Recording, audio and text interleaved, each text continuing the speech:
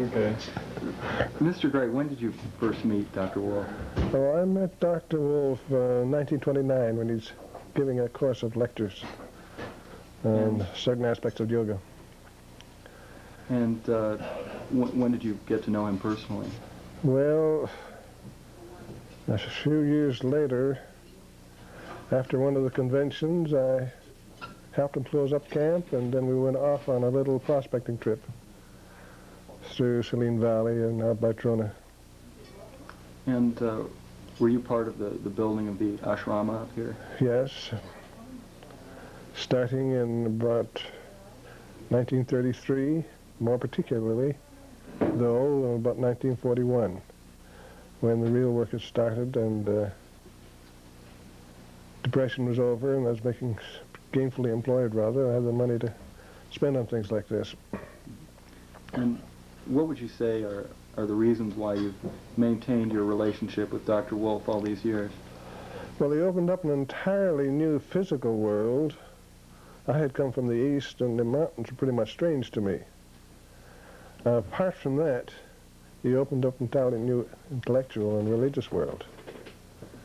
And the teachings were just what I like to believe, what I had believed subconsciously or in part, and all of a sudden found it being explained fully, and which just started me studying and reading other works like nature. So. And he also introduced you to the Eastern Sierra and this part of the world. Well, he introduced me here because I came up for the convention centers, convention meetings, but also we extended time on the eastern slope, the American River during the Depression. Well, I actually lived on the rivers with him and some of the others. How will you remember him? I remember him as he is today, because that's the way I know him. He hasn't changed much. Of course, you saw younger pictures, but he has the same mind, the same keen mind. That hasn't changed. And he's a man to be remembered, I can tell you that. And I want to remember all I can of him. If I... His name is Harry B. Murphy. And Mr. Murphy, how did you begin your relationship with Dr. Wolff and when? Well, I happened to be reading in a Los Angeles County Library in San Dimas, California, and I discovered this book, Pathways Through to Space. I took down the name and address of the publisher, and I immediately ordered a copy. And I also wrote a letter to Dr. Wolff, care of the publisher. I had no idea where he lived. I figured it was somewhere in California. And so I wrote him a letter and told him I was very impressed with the book and I'd like to meet him if possible. So very soon after that I got a letter from him and found that he lived in San Fernando and I was living in Claremont at the time, so it's only about a 2-hour drive. So I immediately went to visit him. When was that? That was in 1947. And thereafter I visited Franklin Wolff and his wife Sharifa. I visited them frequently and sometimes stayed for several days at a time. And what's the most valuable things you've gotten out of your relationship with them? Well, I think expanding upon the ideas in Pathways by conversations with Dr. Wolff. The book is really a very impressive book to me, and I've always been strongly influenced by it. And how will you remember Dr. Wolff? How do you like to think of him when you leave here? Well, as a mathematical philosopher and one who explains enlightenment about as well as it can be explained in words. Earphone. Okay. We're still rolling. You don't know the big secret, I won't tell you. We're rolling. We're rolling now. The ones. All right, so if you in my case, I think that I was foolish in the sense that I was a doubting Thomas, and I had to see the actual wounds in order to believe it. But it doesn't matter at what point in life you start to realize that that road is not going to be it. But once you do realize it, then you have to look for something different. And in a short phrase, that's exactly what brought me here. One last question in regards to the world. The world, The yes. world. What's wrong here? What's wrong? What's wrong here is that people don't ask that question. And I mean that very seriously. We go along with life. We sense something's wrong, but the whole culture, the whole weight of our upbringing asks us not to ask that question. And it's impolite to ask that question. You don't sit down at Thanksgiving dinner with all your relatives and so forth and say, wait a minute, something is wrong here. You're not supposed to anyway. So what I would say is wrong with the world is we don't ask the question. And if we did ask the question, as all the great philosophers or seekers or just ordinary people would ask the question of themselves first, forget about a big display at Thanksgiving dinner, and start there and say, what is wrong with the world? That's the beginning. And that's the only beginning. And as long as you buy and accept carte blanche what's been given to you, you will get carte blanche what is the end. And look around you. You'll see what the end is. You think it's fair to say that part of Dr. Wolff's philosophy then is before you try and change the world, change yourself? Absolutely. That's the beginning. And I'd go farther than that and say that there is no change in the world. In fact, the whole history of attempts at reform or political or social change in the world has been a history of failure.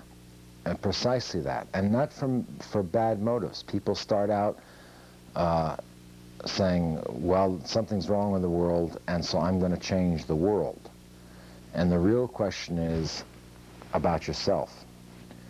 And if you, well, Jesus said it in the Bible, how can you hope to remove the mote from your brother's eye when there's a beam in your own eye?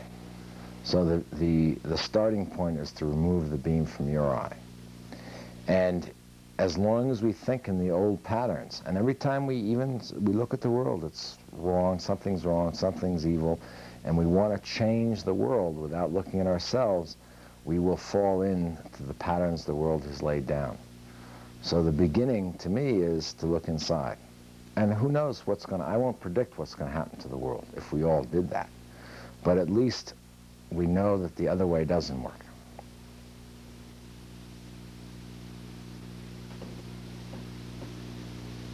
Press. Wolves, just wolves.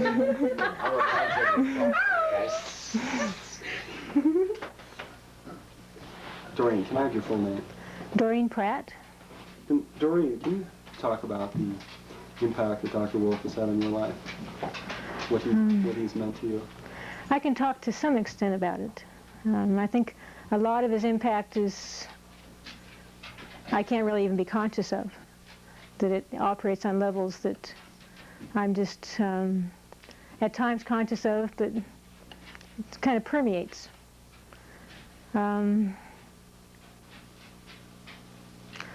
He's had impact on many levels. I'd say one is a clarity that he carries, that I feel he's managed to share with the people around him. There's almost a crystalline quality of thinking and of articulation and of being able to penetrate into the core of a subject. A way to hold consciousness that is fairly unique, I think. I've been in academic areas and haven't found it much there. This is a very uncluttered, just very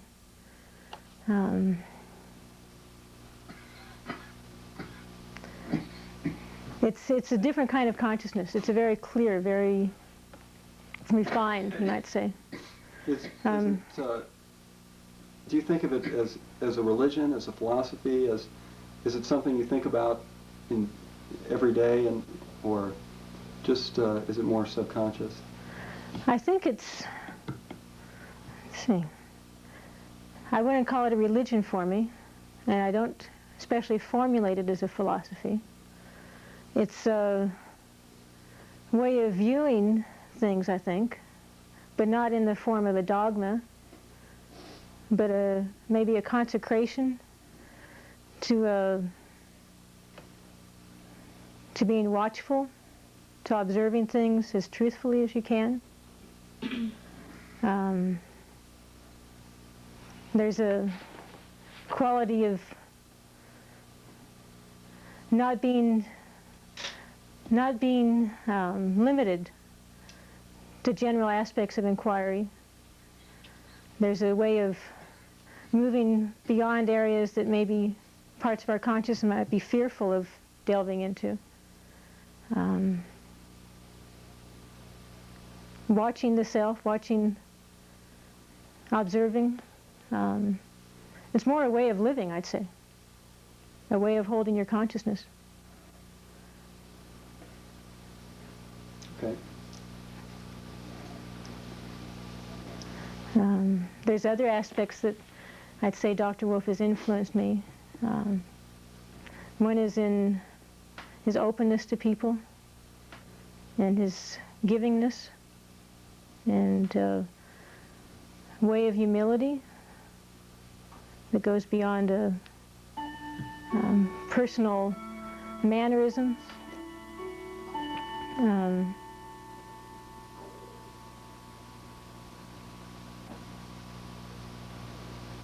A dignity that he encourages and that he holds himself and encourages in others. Trauma, has that been important? At times. I think it's an important place for me more in my thoughts than in actuality. I think of going there more than I go there. I am assured, you might say, that I know it's there. And it holds a special place in my thoughts. You think of it as kind of a symbolic home? Yeah, I guess it's more symbolic. And there's always, I know I can go there, and it's a wonderful feeling. Right. Next. Don't everyone close their eyes.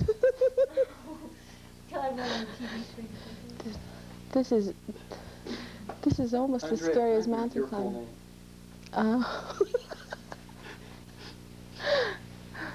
My full name? Yeah. You want my angel name in the middle? No, just the first and last. Andrea Pucci.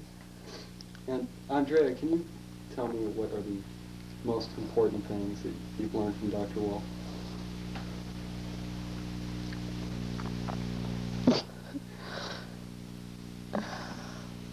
Well, one of many things has to do with my experience of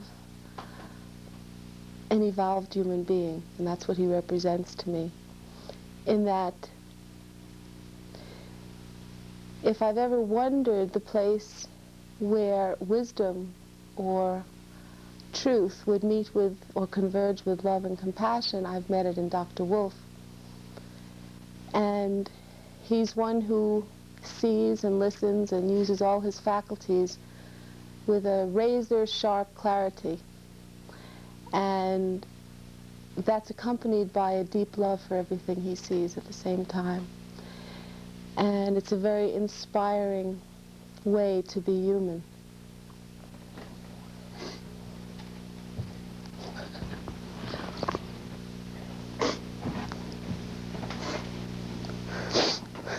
And what would you say is the most has been the most influential part of his philosophy in your own life?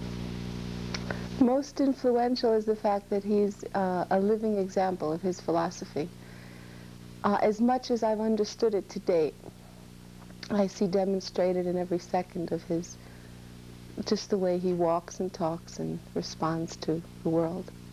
The fact that he lives his philosophy, he's a great teacher in that sense. And how did you come to become involved with Dr. Wolff?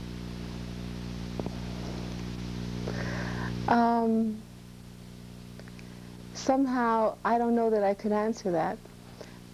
It came about by a chance meeting the first time I came to California.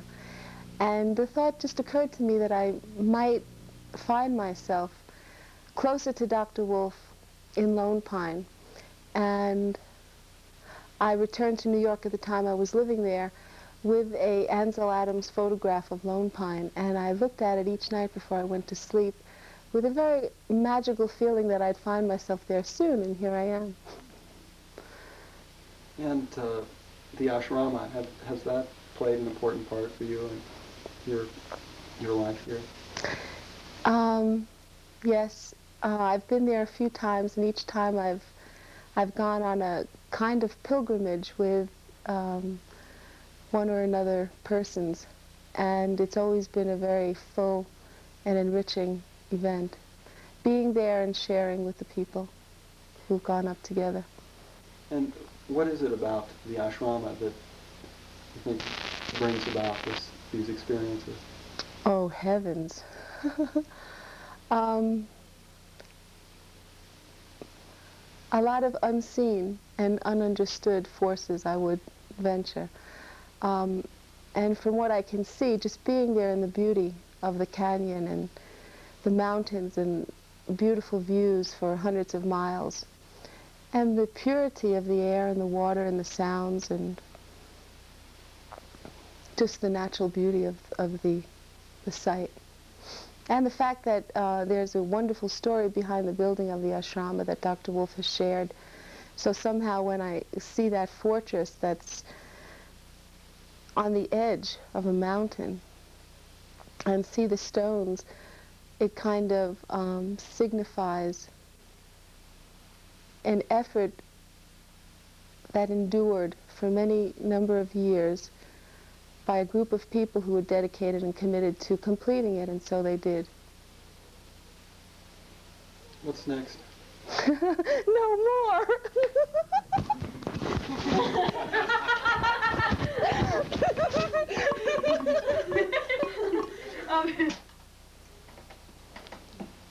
Mary Ellen, can I have your full name? Mary Ellen Burke. And Mary Ellen, can you tell me just what have been some of your highlights and what you've learned from Dr. Wolff? I think one of the most important things I've learned from Dr. Wolff has been the gentility that can be exhibited in one's life while fully participating in not only the scientific aspects but also the philosophical aspects. Now, I learned from talking with you earlier that you have worked quite a bit in the field of science. And I know Dr. Wolff has a strong background in science and mathematics.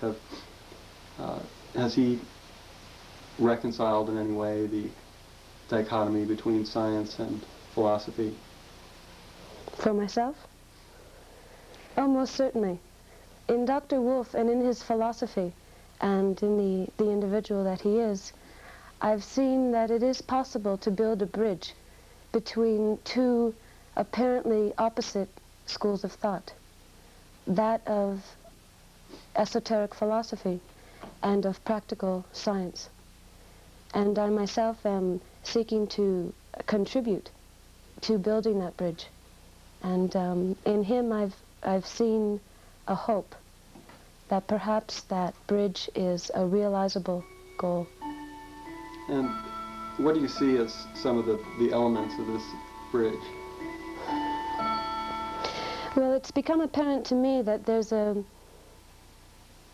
great dichotomy between philosophy today and the place of modern physics that was spurred by Einstein's special theories of relativity and fueled by Prebraum and Bohm's philosophies on the hologram and the hologram paradigm and how that fits in with humanity and with the universe as we perceive it.